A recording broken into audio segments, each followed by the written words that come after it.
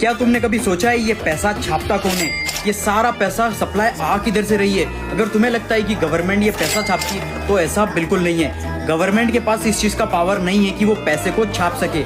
फिर ये खाली कागज का टुकड़ा जिसका हमें पता ही नहीं है कौन छाप रहा है, हमारी जिंदगी में इतनी ज्यादा वैल्यू क्यों रखता है? हिस्ट्री में जितना भी लेन देन ट्रेड होता था वो होता था बार्टर ट्रेड। किसी को दूध के बदले चावल दे दिया, किसी को नमक के बदले आटा दे दिया। फिर सोने के सिक्कों पर ट्रेड होने लगा क्योंकि सोने के सिक्के कुछ ना कुछ वैल्यू होल्ड करते थे।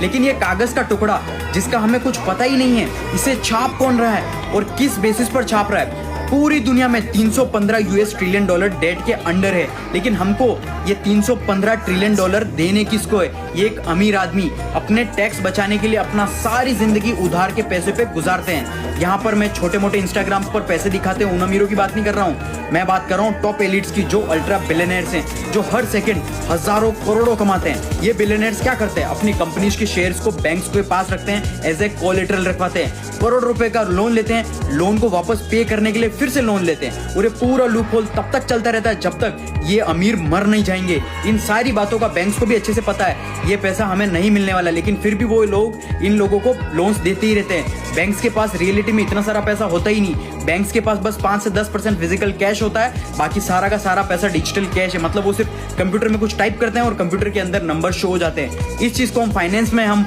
फाइनेंशियल रिजर्व बैंकिंग बोलते हैं। ये सारी चीजें बहुत ही ज्यादा कॉम्प्लिकेटेड बनाई गई हैं ताकि कोई गरीब और मिडिल क्लास कभी समझ ही ना पाए। लेकिन अगर तुम थोड़ा सा फोकस करोगे तुम्हें समझ में आ जाएगा कि ये सिस्टम डिजाइन ही इस तरीके से किया गया है कि मिडिल क्लास और गरीब लोग हमेशा इस कागज के टुकड़े के नीचे दबे रहे और टॉप एलिट्स बिलियनर्स उनका पैसा वेल्थ ग्रो करते ही रहे, हर दिन अमीर बनते ही रहे। ऐसा और वैल्यूबल कंटेंट के लिए मुझे फॉलो जरूर कर लेना।